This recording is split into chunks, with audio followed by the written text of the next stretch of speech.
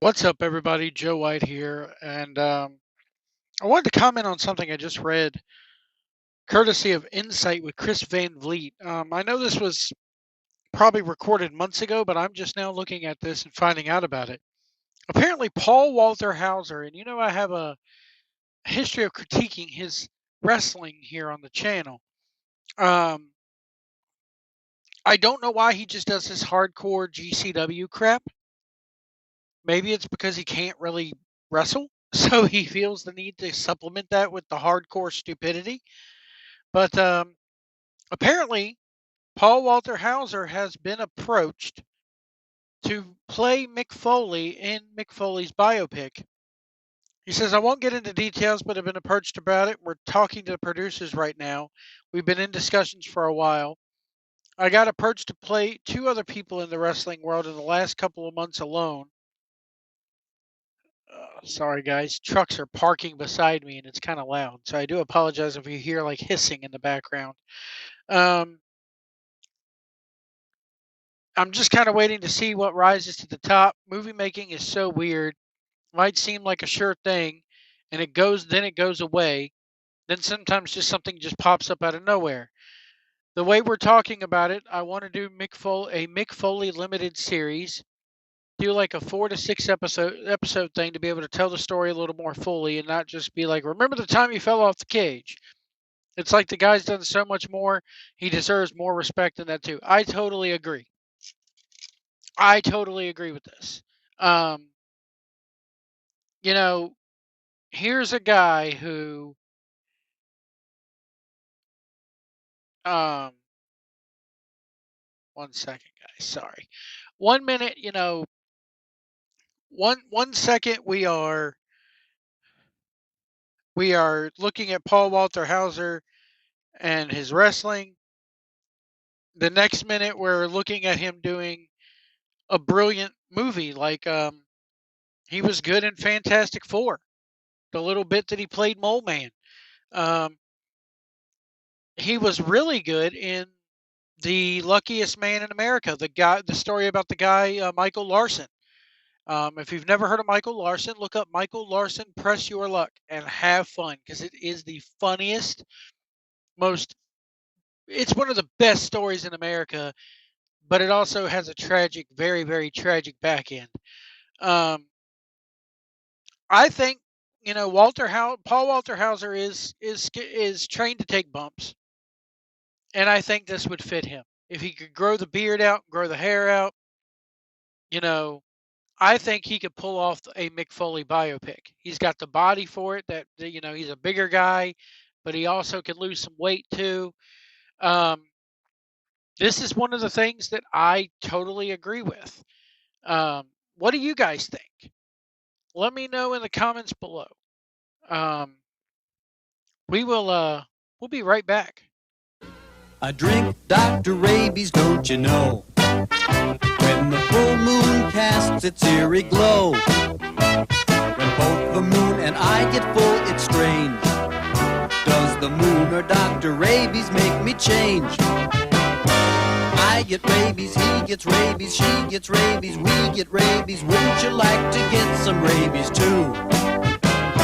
I get rabies and get furry, need a haircut in a hurry. Wouldn't you like to get some rabies too? Get some rabies, drink Dr. Rabies. Oh yeah! Get some rabies, drink Dr. Rabies. Got any Alpo? Get some rabies, drink Dr. Rabies. How about some Nair? Get some rabies, drink Dr. Rabies. We're gonna go transfusion. Transfusion, punch out your pangs without using your fangs. For any quick transfusion. Yeah. Transfusion punch is more than just tired blood. It's a combination of 7 blood types and plasma for the taste any vampire loves. We're gonna go transfusion. Transfusion punch, it's the spot if you're anemic or not. You wanna go transfusion. And now say aloha tropical corpuscle or bookum dano or something like that. Go transfusion. Go transfusion. Go transfusion. Go transfusion. Go transfusion. Go transfusion. Go transfusion. Go transfusion. Go transfusion. So we're back there. Be sure to check out the Dr. Rabies. For those who don't know, those two commercials come from a show in the style of I want to say Elvira and and the old horror movie host shows. Called one. There's one called Svengoolie, who used to do local TV in Chicago, and in recent years, within the last 5-10 years, um, he started doing it nationally on Me TV every week. So check out Svengoolie. It's Saturdays at 8 o'clock on your local Me TV affiliate. But we're talking about Paul Walter Hauser, and he did an interview with Chris Van Vliet recently, and he talks about, he's raised concerns about this before, about WWE pricing out the hardcore fans. And yes, it's true. They are pricing out the hardcore fans. Um, they don't want the AEW neckbeards to show up, even though Meltzer claimed once before that poor people don't like AEW. Even though if you look at the audience, it's about all you see is a bunch of hobos in the crowd. Are you a hobo? Anyway, Paul Walter Hauser did an interview with Chris Van Vliet recently. He says, this is on what will happen if WWE ticket prices keep rising. This is courtesy of 411 Mania, by the way. He says, quote, it'll become this douchey, uppity thing that only a bunch of rich tech bros and investment bankers go to see. Average people won't be going to that. Kind of reminds me of the Kentucky Derby. If you look at the Kentucky Derby every year, um, it's a bunch of rich people wearing fancy dresses and hats that you just want to take off their heads and shit in. But anyway, um, on whether they're pricing out the hardcore fans, Paul Walter Hauser says, I think that's factually happening. Not that not that everybody's destitute, but the country, if you look at the trends, because I'm going off trends, I'm not saying I've arrived at this knowledge. It's more me tracking, and with AI and with job loss and us being on the verge of another recession, um, all the trends tell you that people have less and less disposable income, and it will be more necessarily necessity based income. So the way the world's going, people aren't going to be able to afford it. And then they get into him doing a match with Mark Wahlberg, and he says he's been in touch with Ari Emanuel, and Ari Emanuel's been in touch with Mark Wahlberg. Mark Wahlberg, of all people? Marky Mark? Oh, God. I can see it now. Marky Mark. Ugh. Oh, get it? He's Mark E. Mark. He's a Mark.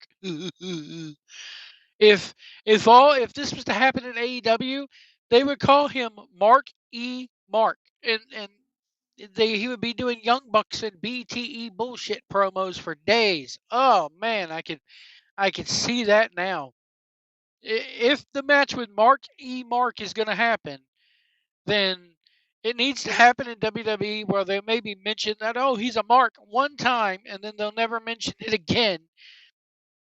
You know, if this was mid '90s WWE, he would be Mark, the initial E, and then Mark. So Mark E. Mark would be his name.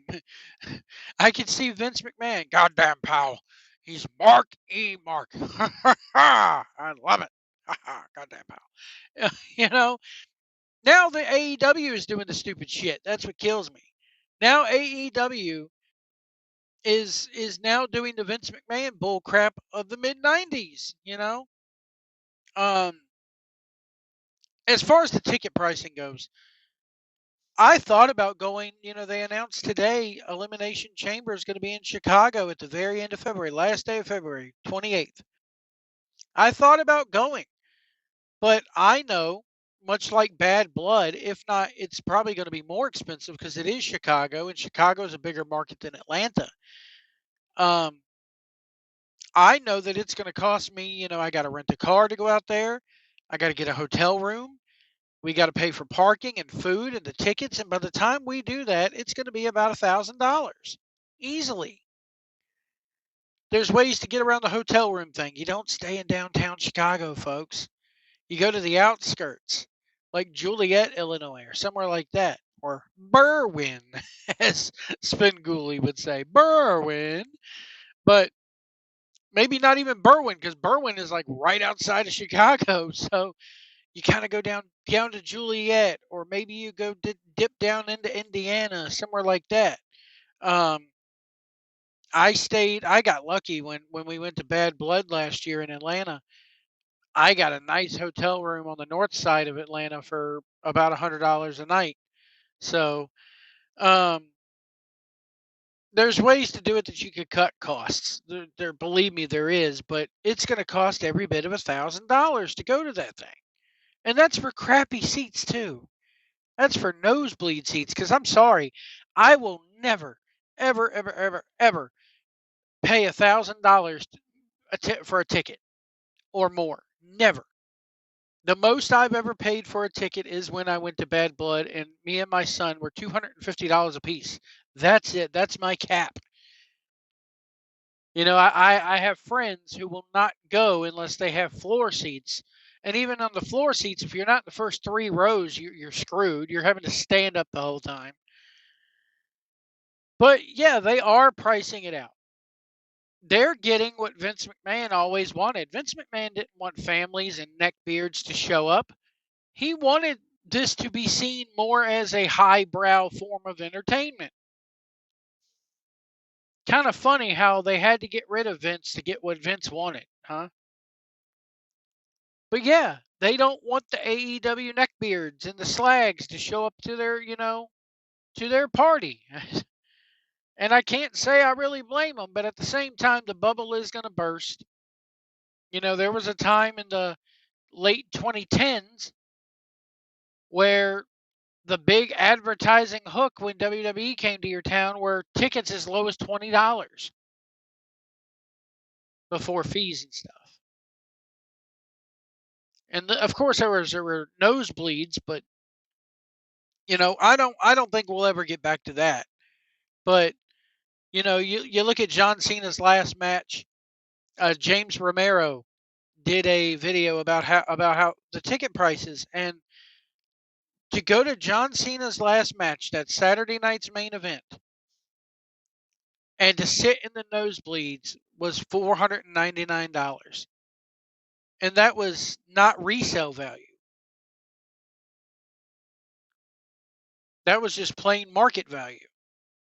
And there are a ton of resellers trying to, because these scammers, they did a news story about this not too long ago with the Taylor Swift fiasco.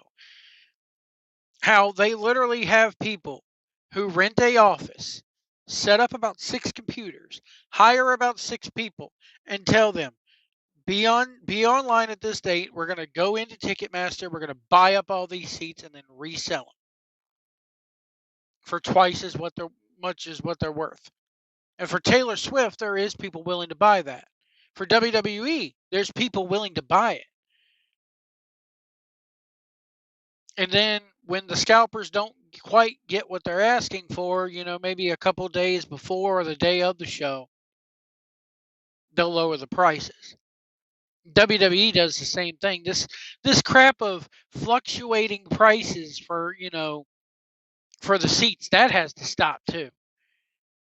And I'm sorry, but midway up the upper bowl or the lower bowl, excuse me, row X of the lower bowl section, marking that as platinum seating, and that's why it costs so much. Or this crap of, if you want to sit on the aisle, I'm a bigger dude. I'm not, extreme. I'm not a 400-pound neckbeard like what goes to AEW, but I like to sit on an aisle seat because I have better, it's better leg room. I have really bad knees. And it costs more no matter what event you're going to nowadays. It costs more. They label this aisle seat, and that's why it costs so much. It costs about maybe $30 more to sit on an aisle seat than it does in the middle, crammed in between 2 neckbeards. So that needs to stop too. But I mean, I can remember when you could get nice floor seats for $300, front row. And now we got people like that green shirt guy who somehow gets that same seat every single pay-per-view. He can't. I'm sorry. There's no way in the world that this guy can afford all that, unless he's like a billionaire. Let me know what you guys think about this in the comments below. Should Paul Walter Hauser be playing Mick Foley in a limited series? And that's another thing I want to say about that. It does have to be a limited series. Go back and watch. I think it was called Queen of Villains, the Dump Matsumoto limited series. Now, they did take a lot of creative liberties with that, but for the most part, it was dead on accurate. And watch it in Japanese. Don't watch it in English. Watch it in Japanese with the English subtitles. I mean, the English dubbing is okay, but it's a very good show. Go watch it on Netflix right now. I want to see them do that, but with Mick Foley. Yes, exaggerated a lot, but the key points are still there and they're still accurate. Let me know what you guys think about all this in the comments below. We'll see you down the road.